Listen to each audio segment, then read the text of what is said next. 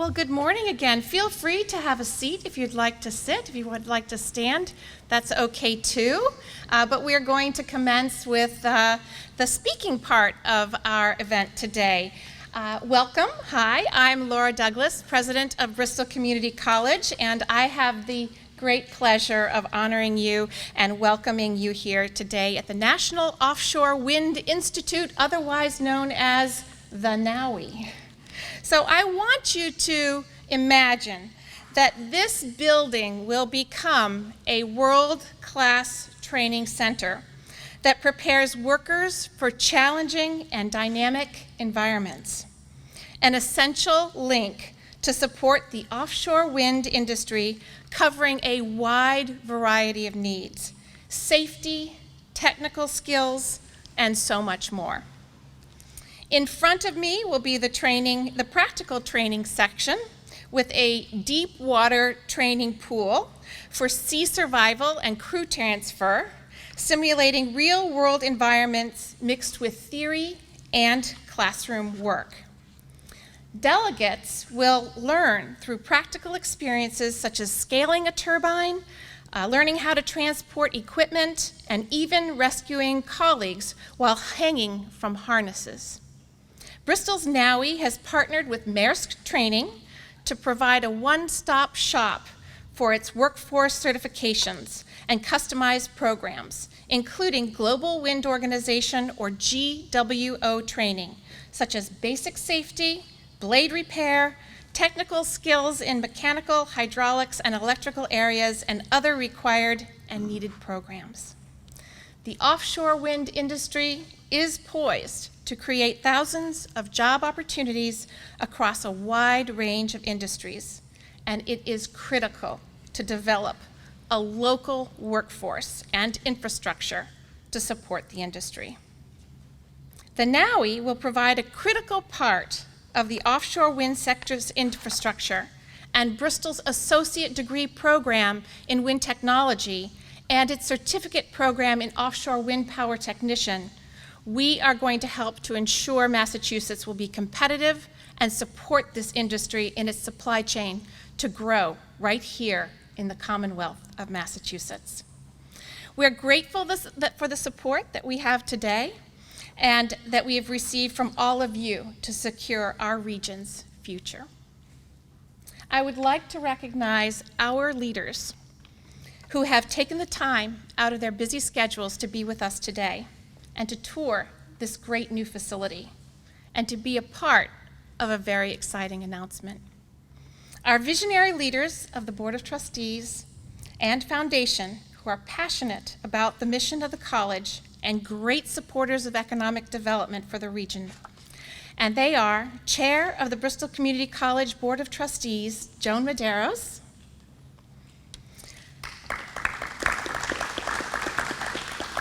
Trustee Stephen Torres, President of the Bristol Community College Foundation, Thomas Murray, former trustee and current foundation member, Tony Sapienza, our very distinguished guests, Senator Edward Markey, Congressman Bill Keating, Congressman Jake Auchincloss, and Representative Antonio Cabral, Representative Christopher Hendricks, Mayor Jon Mitchell, representatives from Vineyard Wind and Mayflower Wind, and representatives of the New Bedford City Council. I would now like to invite Mayor Mitchell to welcome you to the city of New Bedford, and I will take leave of the podium to let you do your wonderful welcome. Thank you, thank you, thank you. Thanks, everybody. So first off, let me just say, it's nice to have a normal press conference with people not wearing masks, and that's what we're celebrating. So let's have a hand for normalcy. So I want to express my gratitude for the work of Bristol and taking the lead, really asserting itself and pushing this project forward, which, as I mentioned in our gaggle over there, is really based on analogs in Europe and onshore wind analogs in the Midwest. It's really, they're taking the best of institutes from around the world and making it happen here in New Bedford. And so I really want to thank you, Laura, for your leadership and that of Jen and the entire team and the board, of course, in that way. Let me offer a word of context. So as we see it here in New Bedford, as we step back and think about what's the importance of an institute like that, it's this. In the winner-take-all economy of the last 20 years, the spoils have gone to major metro areas. As a city that is not part of a major metro, as a city that is, and as a metro area here of some roughly 200,000 people, we're a place that has to compete on its own, and we choose to do that. We do it by leveraging what we do well, and here frankly, it's what we do at sea. This is America's largest commercial fishing port. It is we have the largest cluster of seafood processing in the United States, right where you are amid that concentration right here. This was once a fish house itself. We have been working very hard over the last few years to leverage assets like geographic proximity to the natural resource, which works for fishing and will work for wind. The right infrastructure, which we continue to plan and build and build and build. And it's the best seafaring workforce in America. These are the things that we do well, and we're doubling down on all of it. And that's the role that this institute will play. It will leverage what we do well and make us do it even better so that we can attract investment, so that we can grow jobs, so that we can create opportunity for families in New Bedford and greater New Bedford and far beyond. And it's creating institutions like this that have staying power that will allow us to sustain it for not just this generation, but the next one. And that's why it's important.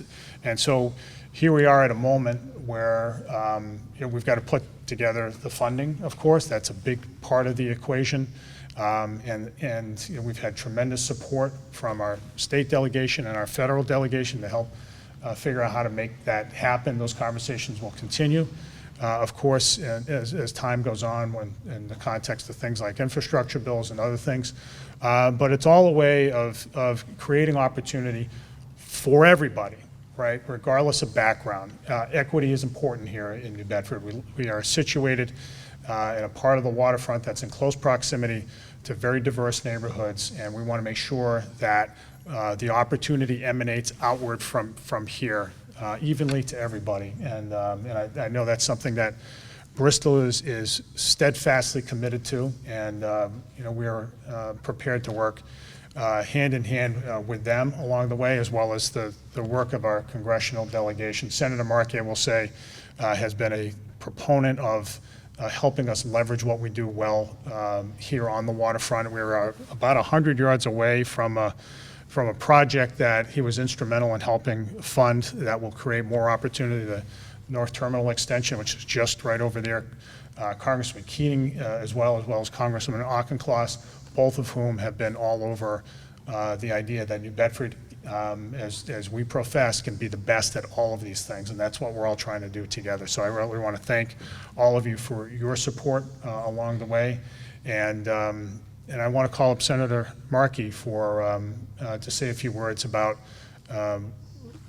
his work on wind, which has been instrumental, which has been loud at the federal level, and it's been very authoritative and credible because he's delved into the details. He recognizes that the promotion of the offshore wind industry is not only good for the environment and will be a pillar of the United States' efforts to combat climate change, but it's a way of creating opportunity for everybody. So, Senator, we thank you and ask you to come on up and say a few words. Thank you, Mr. Mayor. Thank you so much. Thank you, Mr. Mayor. Thank you for your leadership on this issue. Thank you, Madam President, and thanks to Bristol Community College's National Offshore Wind Institute for being this incubator, this beginning of an era of job creation, massive job creation that has to, of course, have the kind of training that you're going to be providing here. So we thank you for your warm welcome to us. And it's great to be joined by Congressman Bill Keating and Congressman Jake Auchincloss, by you, Mr. Mayor, by Tony Cabral, Chris Hendricks. Thank you for your leadership here and up in the State House, ensuring that this ecosystem gets the support which it needs so that New Bedford is a center for the United States in this burgeoning industry.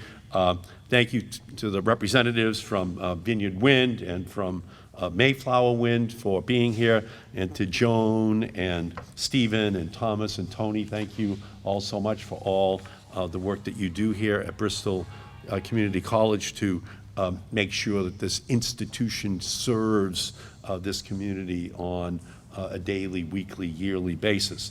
So it's an honor to be here today in New Bedford, a community on the front lines of our clean energy revolution. When Herman Melville wrote Moby Dick by the light of a whale oil lamp, Massachusetts was the nation's leading power producer. Once again, New Bedford's shores will launch the world's energy revolution, this time with clean, renewable wind energy. And we anticipate by next week, perhaps, some exciting announcements around Vineyard Wind and the future of the US offshore wind industry, promising good-paying jobs for the South Coast and for the Commonwealth of Massachusetts, and ensuring that labor unions will lead the wind energy revolution. We must wean ourselves off of fossil fuel addiction once and for all. In Washington, we're continuing to debate infrastructure, and let me be clear, climate action is infrastructure. Renewable energy is infrastructure. Wind energy is infrastructure. The Republican Party seems content to continue their climate denialism, no matter how many storms damage our country, how many people die from what used to be once-in-a-generation heat, or how many wildfires rage across the West. The GOP used to stand for Grand Ole Party. Now it stands for Gas and Oil Party. And we're about to have a confrontation over the next months with those industries, over the future of our country and the needed infrastructure that we have to build. And I refuse to allow the GOP, the Gas and Oil Party, to have us mired in a 1950s-like debate when we should be talking about the 21st century and the future and the role that New Bedford and all of Massachusetts can play in this incredible revolution. When we limit our ambition, we dim the glow of possibilities for our future, which is why we must go big and bold in our response to this climate crisis. World-class education and training will power our future.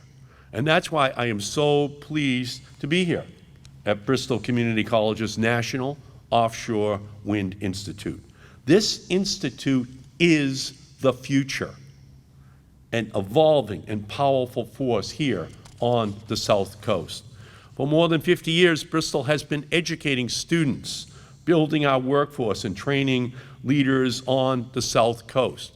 It is here that students are going to get the education they need, the training they need, not just for a job, but for a career in wind and renewable energy resources. And that is what this upcoming generation wants, careers in renewable energy technologies and in helping to solve the climate crisis. And at least a few of the leaders here today are Bristol alums, including Representative Tony Cabral and Bristol Vice President Jen Menard. And I also want to congratulate a Bristol alum, leader in training, and an intern from my own office, Samantha Resendez, who is here today as well. Thank you, Samantha, for helping us in our office to work on these issues. Through the development of this remarkable facility and a comprehensive wind energy training curriculum, Bristol County Community College is continuing these decades of educational excellence. In partnership with wind energy industry stakeholders, Bristol's National Offshore Wind Institute will open career pathways for local students, provide advanced training for those in the field, and help employers build and sustain their workforce. Like Bristol's impact here in New Bedford, our institutions of higher education and unions across the nation will play a leading role in our wind energy revolution by training the minds who will build, connect, and maintain our wind energy infrastructure.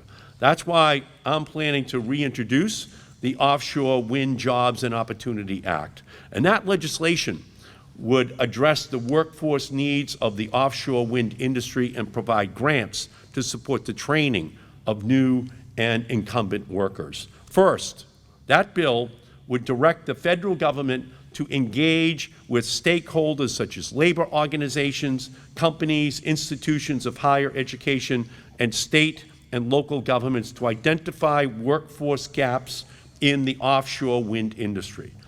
After we understand the biggest workforce needs, this bill would create a grant program that can best support offshore wind worker training programs, just like the one established here at Bristol Community College.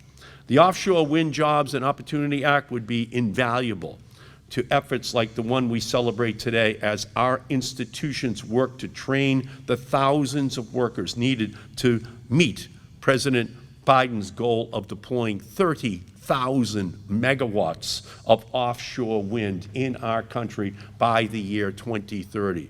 It begins here in New Bedford. It begins here in Massachusetts. That's who we are.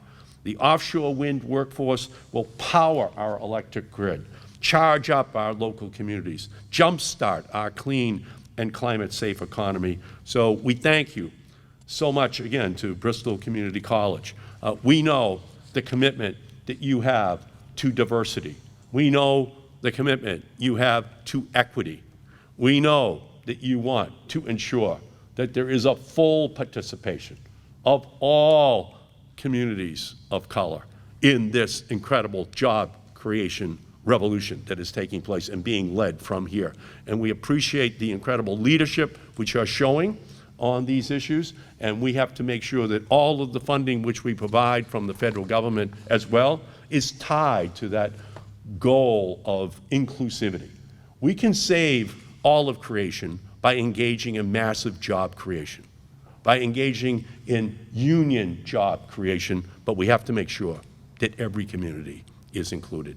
So let me stop there and thank all of you, and to thank my partners, not just on this day, but in the legislation which we're working on down in Washington. We were successful in December of adding a 30% tax break for the offshore wind industry for the next 5 years. And we were able to get that passed in December of 2020. That was not on the scoreboard on December 1st of 2020. But that 30% tax break is sending a powerful message to every wind company in the world that the United States and New Bedford and Massachusetts are the place to go.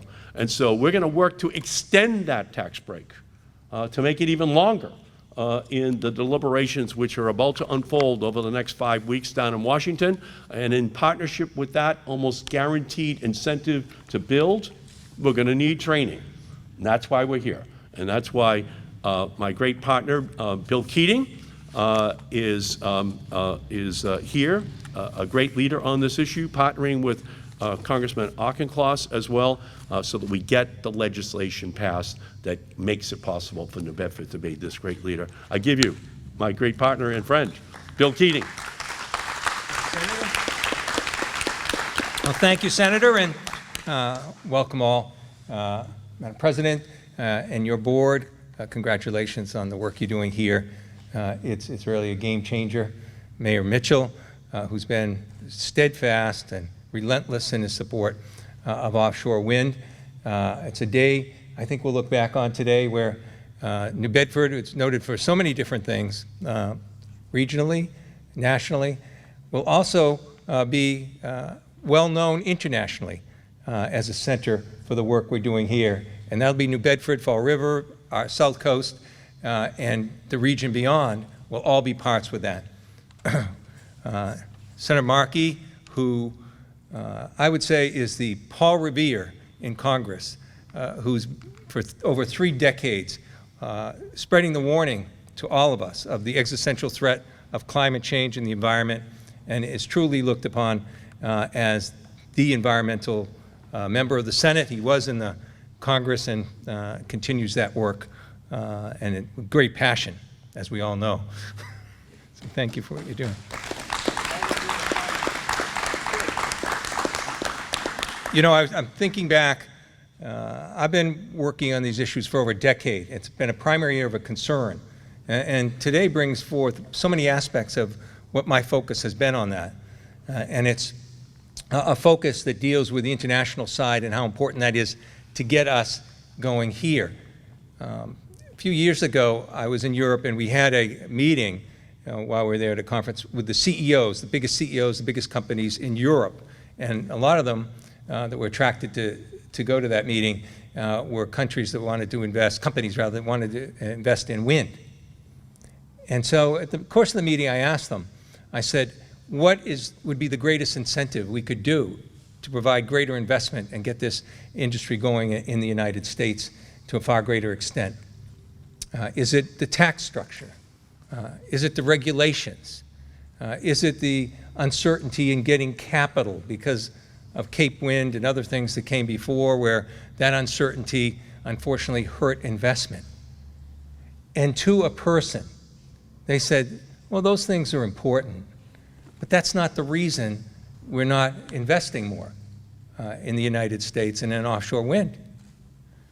And I said, what is that reason? He said, it's clearly you need an educated, trained workforce. That's what you have to have. And then we'll invest in the money and the growth will come. You don't have that now. But that's what we're here today talking about. Not talking theoretically, but actually doing it and starting it going forward. So that's the importance of what we're talking about today. It couldn't be more critical if we're going to succeed in this country. Now, what does that mean in terms of jobs? Well, it's been forecast with the Biden administration and others that in just a little over 8 years, it's not a long time frame since we haven't even begun the actual breaking of the ground yet, there'll be 44,000 direct jobs from the offshore wind industry in our country, just in that time frame where this is just beginning to take off. And there'll be 33,000 estimated community-based jobs that go with those jobs. And what does it mean in terms of dealing with our energy need? They're forecasting just in a little over 8 years again, over 10 million homes can be totally funded for their energy needs with these projects. That's enormous. What does that translate to? 78 million metric tons of CO2 reduction. So it's amazing on all fronts. Just in this next few years to come forward, the impact this is going to have. And those jobs, and I think we'll have an announcement or some things forecast just in the next few days, will be great jobs, good paying jobs, career jobs, jobs with a great future, and union jobs. And we're going to see that take place. And we're going to make sure we do everything we can do here with the help of mayor, councilors, legislators that are here, that have been great supporters of offshore wind, and all the way from the terminal forward investing and supporting what's happening down here. We're going to be in a position where we move this forward And we're going to see this be the real center of where we're going. So as we go forward from today, we've had discussions, and the mayor and I many times have said, we keep telling them it's coming pretty soon, they'll believe us. Well, it's here. And this core ingredient is here. And New Bedford is a terrific place, Fall River, and then the educational institutions that Bristol is partnering with, all the way from their plans for having high schools to four-year colleges be part of a continuum, depending where people want to go. And people will have that chance. These aren't jobs that have a short shelf life. These are career jobs. These are jobs that will be ongoing. These are jobs that need constant retraining for safety and professional purposes. And this institute here is going to be the epicenter of that in our region. You're breaking new ground here. The other parts of the country will be looking at what happens here, what you've done, what the successes are. And indeed, that European partnership is there with your training, with Merck's, as part of the training at Denmark Institute. So it's there. And at the end of this month, I'll be having a hearing that I chair dealing with global environment and global energy issues in Europe as part of the base of that committee. And we're going to be bringing in Europe Wind and the leaders from American Wind to that hearing, as well as Vineyard and Wind. Mayflower will come for another hearing, I guess. But we're going to do those things, and it marks the reality of us going forward.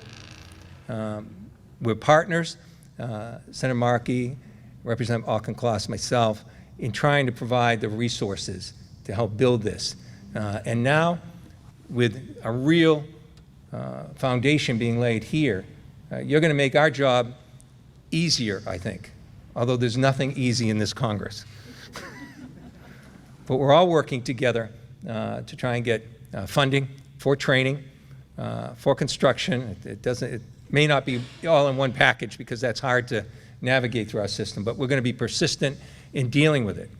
And I have a great partner in the House who's joined us this term, who has made this one of his priorities. One of our first discussions we had was on this issue.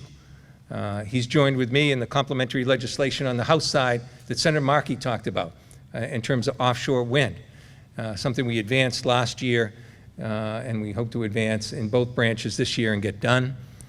So there's more resources for the educational training.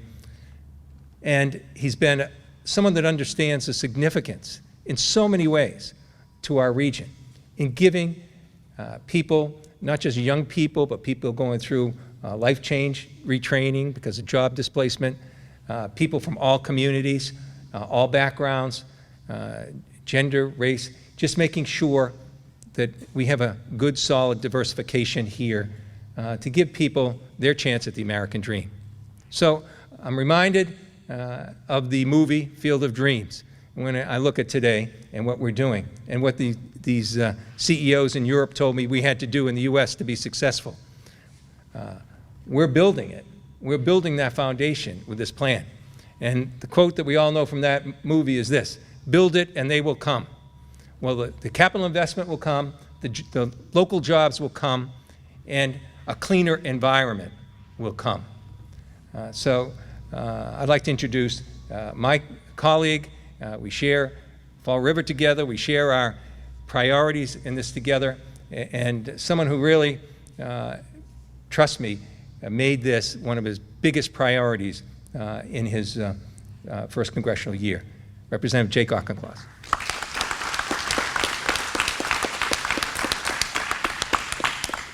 I appreciate the warm introduction from my friend and colleague, Representative Keating, and from the leadership that Senator Markey, the Paul Revere of climate, I like that, has demonstrated for decades, as well as Mayor Mitchell and President Douglas. As we were doing this tour and we were hearing about the curriculum and the training, and as I was visualizing the pool there and looking at the photograph of the water safety training, I was getting some tingles down my spine, thinking back to my time in amphibious reconnaissance in the Marine Corps. That's an entirely water-based training regimen. in the Marines. I spent 6 months going to the pool every day, doing controlled drownings. I used to have nightmares about it every morning. I tell you, it's more fun to walk through it as a member of Congress than it's going to be to do it as a delegate. But to run these kinds of programs, these programs that have the highest standards for safety and technical training in the water, you need highly professional instructors and a highly trusted institution, and that's what Bristol Community College and the National Offshore Wind Institute are going to be able to provide. They are really the nucleus of this industry because they're going to provide the training and the certification that allows industries to invest with confidence. It's tremendously exciting to see here and to visualize with them what will be here very shortly. I want to take a moment here to recognize somebody who I think has had a really profound impact on this for decades now, and that's Jen Menard, a VP at Bristol Community College. Back when George W. Bush was president, Jen was raising her hand and saying, Southeastern Massachusetts can and should be the center of the offshore wind revolution in the United States. And really, I want to recognize her leadership in doing that. I know everybody here has been a part of this. Jen, I'm not sure you get enough credit for what you've done for this, so thank you.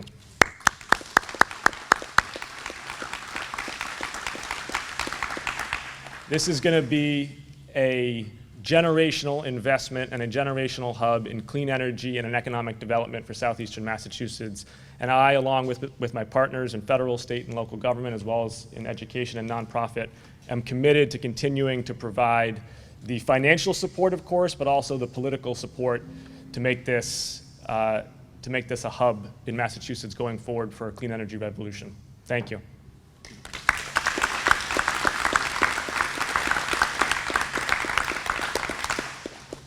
Well, thank you so much. I want to thank our congressional delegation for coming together during their recess at a time when they want to be with family and friends and making time out of a very busy schedule to come here to New Bedford. I also want to thank our wonderful mayor, Jon Mitchell, our board of trustees represented today by Joan and Steve, and our wonderful foundation represented today by Tom and Tony. Thank you so much.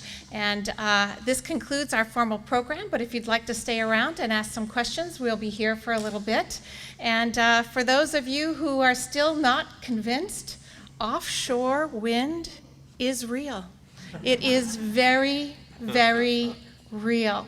And today really kicks off a great adventure as we build a wonderful industry here in southeastern Massachusetts. So thank you everyone for coming, and I hope to see you again right here at the National Offshore Wind Institute, or the NOWI. There you go, the NOWI. Thank you so much. Bye-bye.